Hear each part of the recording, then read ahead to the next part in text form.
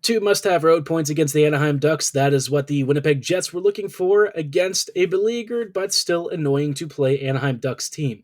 Now, the Ducks are bad, but the Jets haven't exactly been inspiring as of late. While Winnipeg did actually get the win in dominant fashion, there were some moments where you might wonder if the Jets really had their hearts in it. We'll dive into this game on tonight's episode of Locked On Winnipeg Jets. You're Locked On the Hockey Jets, your daily podcast on the Winnipeg Jets. Part of the Locked On Podcast Network, your team every day.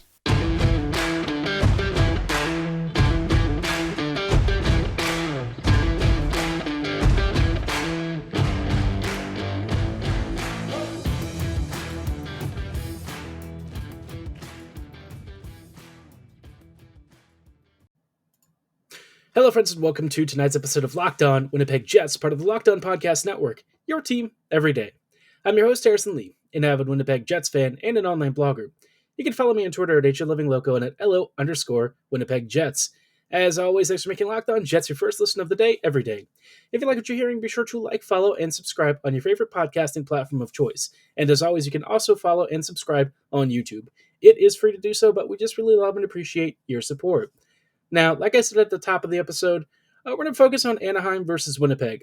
A bit of a must-win game for the Jets, obviously, because Nashville won in overtime.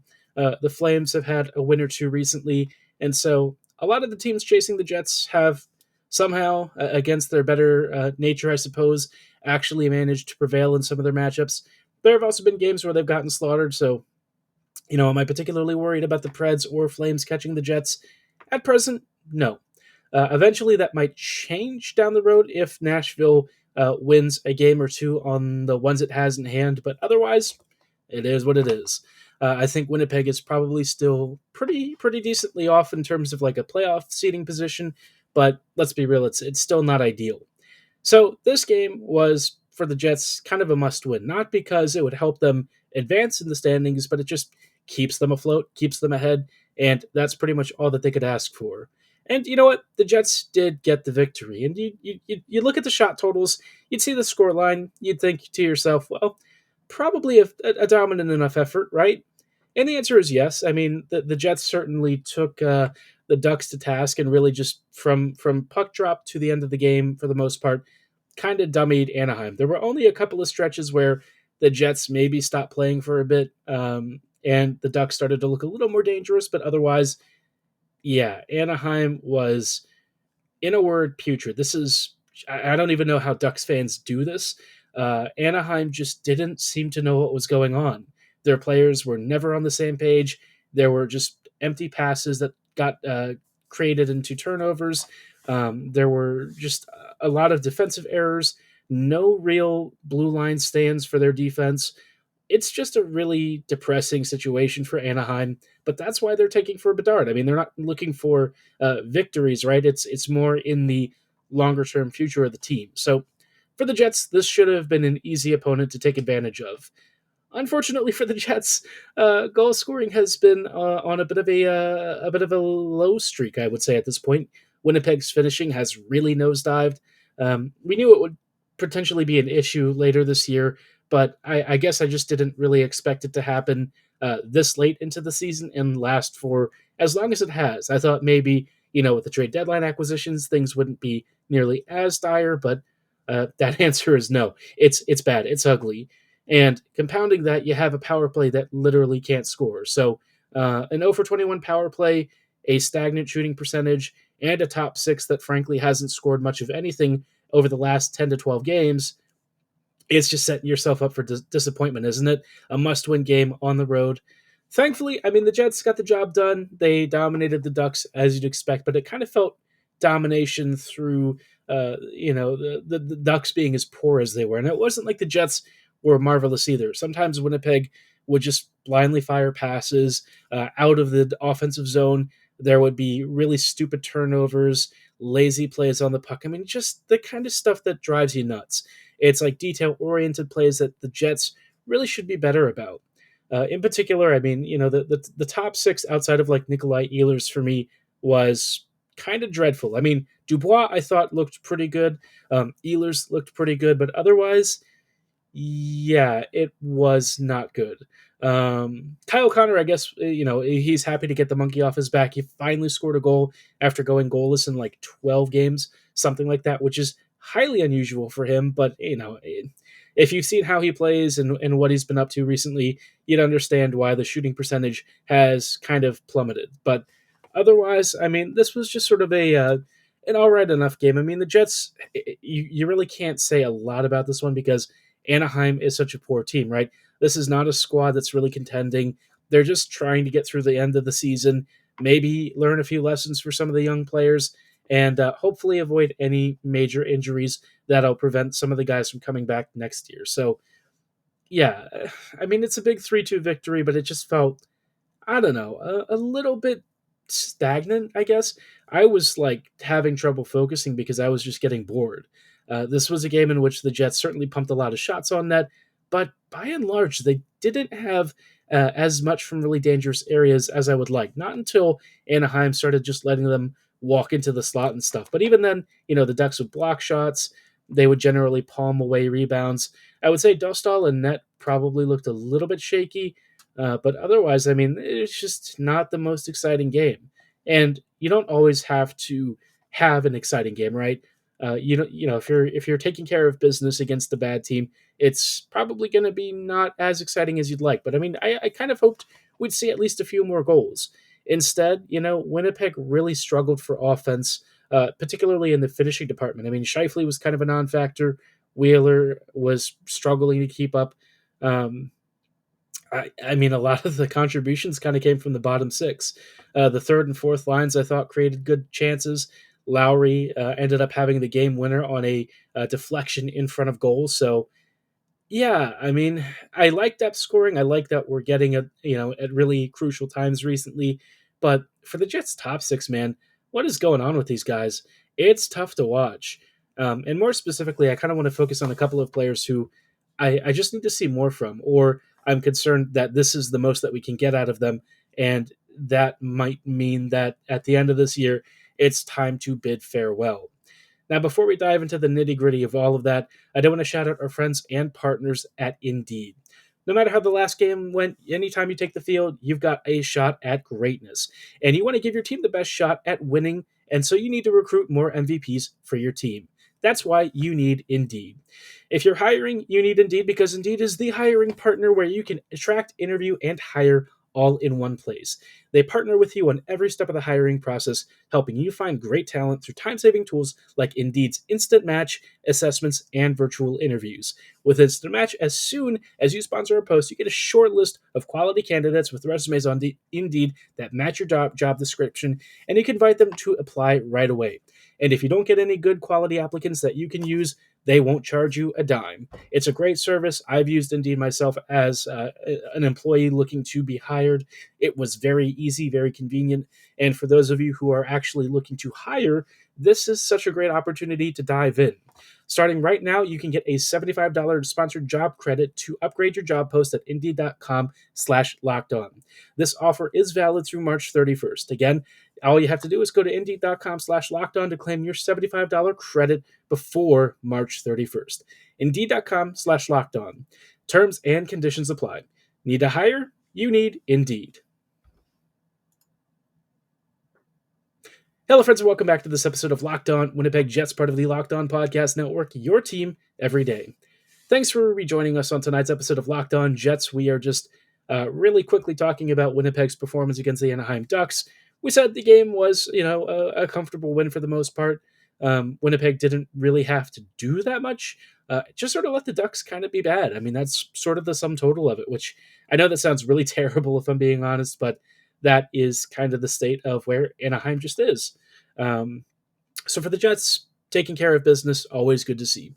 Always good to see Winnipeg not screwing up as much. Hellebuck doing, for the most part, what he has to, even though he did let a couple of goals in. I mean, it wasn't a big deal. Otherwise, the Jets just kind of took Anaheim to task. Now, the caveat that I have with this is that the top six for me just didn't look very good. I would say for me, Dubois and Ehlers were two of the guys who really stood out. I mentioned them as being some of the top performers on the evening. If I had to pick other players, I liked Lowry. I thought he was good. Had a couple of really important contributions to goals this evening. Nemesnikov I thought was decent, although he did miss an empty net and actually hit the post with the goalie pulled. So maybe I'm going to have to dock him for that. It would have been really funny if Anaheim tied it off that. That would have been just, such a tale of the season. But thankfully, it didn't cost the Jets, and Winnipeg came away with 2 clean points. But where I'm maybe having some questions right now is looking at Wheeler and Scheifele. Those guys just don't have it anymore. With Scheifele, I think it's more of a mental thing. He doesn't have any major injuries as far as anyone knows. Everyone's nursing bumps and bruises throughout the season, but unless Scheifele is like really seriously injured and he's just hiding it somehow from the media, I don't think he's doing that badly, generally speaking. Wheeler, on the other hand, whew, what a nightmare of a game. There's going to be a couple of clips played from this game repeatedly, and I just feel bad watching Blake these days. You can tell mentally where he wants to be and what he wants to do. You can see the vision on his passes. You can see where he's looking, but the timing is all off. His physicality, it's really declining. His ability to physically keep up and skate up the ice repeatedly, to backtrack, to do all of the stuff that he's naturally gifted at when he was in his prime, he just can't do any of it anymore. And this for me was one of the worst games I've seen him play for the Jets. It was so bad to where I wondered if he would just hang up the skates at the end of it. Of course, he's not going to retire at the end of a game, but I think at the end of this season, this might be Blake's last year. I mean, he just, even his passes, his puck receptions and stuff, none of it's clean anymore. Half the time he's turning it over, he's making late passes to guys in where he thought they would be in the slot. It gets turned over for a counter, and then he's spinning around trying to find the puck in his skates. I mean, when I said it was sad and hard to watch, I mean that. I've really, been harsh on Blake over the years, not because I thought that he was a bad player, but because we all could see him declining. We knew where his career was kind of heading. And he wants to be the breadwinner. He wants to be one of the guys that's Mr. Reliable, that's a leader in the room and on the ice, but he's just not that guy anymore. He can still be a leader in other ways, and I think that's always really important to point out. But in terms of on the ice production and, playtime and stuff, you can't keep putting him in the top 6. He's just not capable of handling those minutes. Even on the power play, he hasn't really been super effective.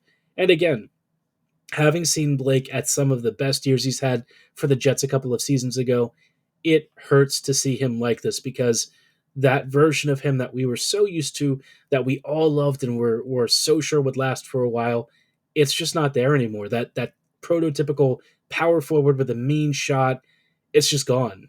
His skating legs are gone. His agility and reaction times are slowed. It's painful, and I wish things could end differently. But I think at the end of this year, Blake might just be done. I don't know what else he can really do unless you tried him at center. But that also requires you to cleanly handle pucks, make clean passes, and have your timing with your players, your line mates down. And that's hard. I mean, it's been hard for him just to do normal things like skating to his assigned positions, to do the defensive marking. I mean, he's just, it's to the point where I really don't know if you could even use him in a valuable third or fourth line role. That's how bad this game was. And it was just against the Ducks. That's the wild thing, is like he had so many issues, but it was against Anaheim, one of the worst teams in the league. So what's going to happen if he faces a Colorado or a Vegas or a Dallas? He just doesn't look right anymore. I'm sure he's got some injuries that are really hurting him, plus his aging. And so I'm kind of at a loss, because I feel like he's, in concept and in theory, one of the most important players, but the practices, he's kind of holding the team back now. And again, I don't want to phrase it in the sense of holding it back because there's some poor attitude or a lack of effort. He's just getting up there in years, and time has kind of caught him. So yeah, I think this might be Blake's last year. He's had a tremendous career. He's been such a voice of leadership for the Jets. But, in terms of the on-ice stuff, that might have to come to a conclusion, especially as the twilight kind of looms for his retirement. So we'll see what he does, but I think for him, this is probably as far as he can go.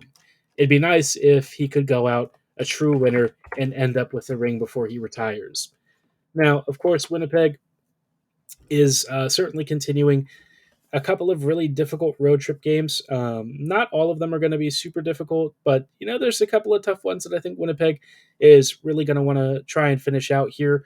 Their next opponent is one that I think is going to give them absolute fits, and then they'll face a relatively weaker team next Tuesday.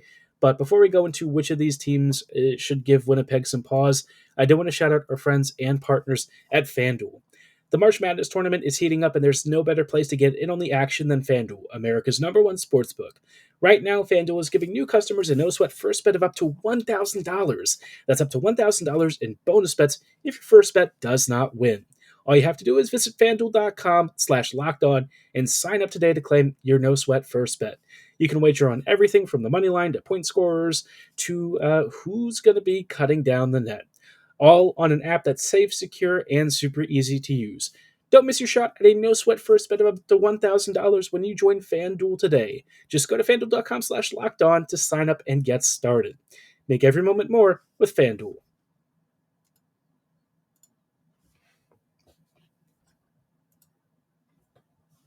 Hello, friends, and welcome back to this episode of Locked On Winnipeg Jets, part of the Locked On Podcast Network, your team every day. I just wanted to close out real quick with some thoughts on Winnipeg's upcoming games. They have two, I would say, well, I want to say one of them is easy and one of them is not, but that's never the case with the Jets. It's usually always an uphill battle, even against tanking teams. So we'll start off with the Tuesday game because that's supposed to be the easiest, but it's really not. This is against the San Jose Sharks, and San Jose is actually not as bad of a team as the record suggests. They concede piles of goals, but it's mostly because the goaltending and defending can be a little bit on the looser side. But their forward units, some of their more active blue liners like Erik Karlsson and stuff, they've all been doing pretty decently. So this is not a game that I think the Jets can sleep on. San Jose is certainly a team that Winnipeg kind of has to get 2 points out of because they've got to face Detroit, New Jersey, Calgary, Nashville, the Sharks again, Minnesota, and Colorado to finish out the season. So there's not a lot of room for error and not a lot of opportunities for the Jets to come away with more than 1 point. The Sharks has to be one of those, though. That's a team that you got to take care of business against because chances are some of these other teams are going to be big fat L's, especially like, I don't know, Minnesota, Colorado, New Jersey as well. Those teams, I'm not expecting a lot of wins here amongst that group. And kind of in that group, Winnipeg's next game tomorrow is going to be against the LA Kings. And I know everyone likes to laugh at the Kings, but trust me, the team's no laughing matter anymore. This Kings squad is fierce. They're determined. They have great goal scoring, lots of goal scoring depth, very good puck movement, and good counters. I think these are kinds of really important lessons for maybe the Jets to take away from the future.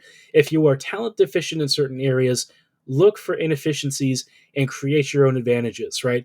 LA knows that they may not have the best, highest scoring offense in the entire league. And so they sought other ways to create good scoring opportunities. And so far, the Kings have been pretty lethal. I mean, their counters are nasty. Their in-zone puck movement is phenomenal, especially on the power play. Just not a team that you can get caught with your pants down with because they will punish you as soon as you make a mistake. And the only way to really get to the Kings is through their goaltending. If you get to their starters and backups, I mean, you could reasonably chase one of the goalies out and bring in a guy who's not really going to be doing much else. And you have a free reign to shoot as much as you want. But the Kings are not going to give you a lot to work with, and the Jets are going to have to be very careful to avoid getting themselves on a lot of PKs because we know special teams wise, the power play is not going to be helping Winnipeg out very much. So if you're going to have to deal with special teams, it's probably going to be more often that you're relying on a penalty kill to help carry you. But I'd be curious to know what you think of the scoreline for this game. I'm going to have this one 4-3 to Jets or maybe 5-4 Jets. I think it's going to be high scoring. I think it's going to be very fast. But hopefully the Jets somehow prevail and squeak by this one so that they can bank as many points as humanly possible before their final stretch against most of the Central Division. But Let me know your score predictions in the comments below or at my social medias at HLLivingLoco and at LO_Winnipeg Jets. For tonight's episode, though, that is going to be all the time that we have. Thank you so much for making Locked On Jets your first listen of the day every day. Be sure to make your second listen Locked On Game to Game. Locked On Game to Game gives you all of the top performances and the most important takeaways and analysis that only Locked On can deliver, all centered around the NHL. You can follow Locked On Game to Game on the Locked On NHL podcast, available on all of your favorite podcasting platforms and YouTube. As always, it is free to subscribe, so do so right now. And thank you so much for listening. Have a great night, and go Jets go.